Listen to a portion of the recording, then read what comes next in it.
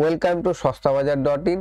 আজকে আমরা দেখব এয়ারটেল পেমেন্ট ব্যাংকের যে পাসবুক হয় সেই পাসবুকটা আমরা কিভাবে প্রিন্ট করব, সেটাও মোবাইল থেকে।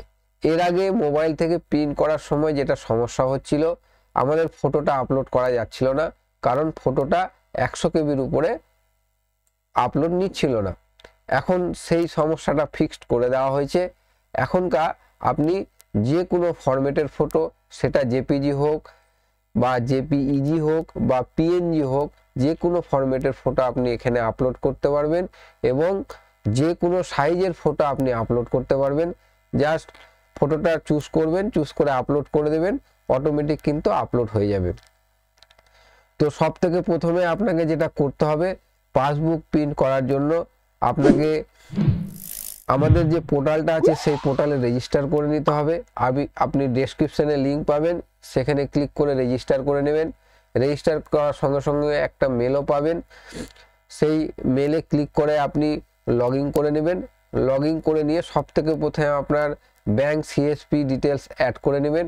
করে নেওয়ার পর ব্যাংক সার্ভিসে গিয়ে আপনি এই পাসবুক যে প্রিন্ট আছে সেই পাসবুক প্রিন্টে ক্লিক করে আপনি পাসবুক প্রিন্ট করতে পারবেন।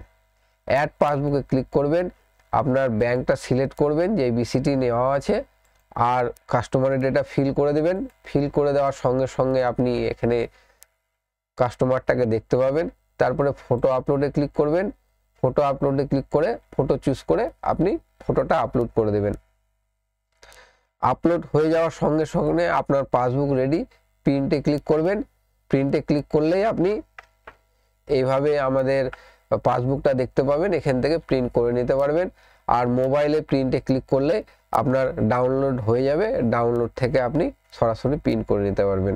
তো এই ভিডিওতে আমরা নতুন যে আপডেটটা নিয়ে এসেছি সেটা হলো ওই যে ফটোটা আপলোড করতাম, ফটোর সাইজটা ইনক্রিজ করে দেওয়া হয়েছে। এখন যে কোনো সাইজের ফটো, যে কোনো ফরম্যাটের ফটো আপনি কিন্তু আপলোড করতে পারবেন।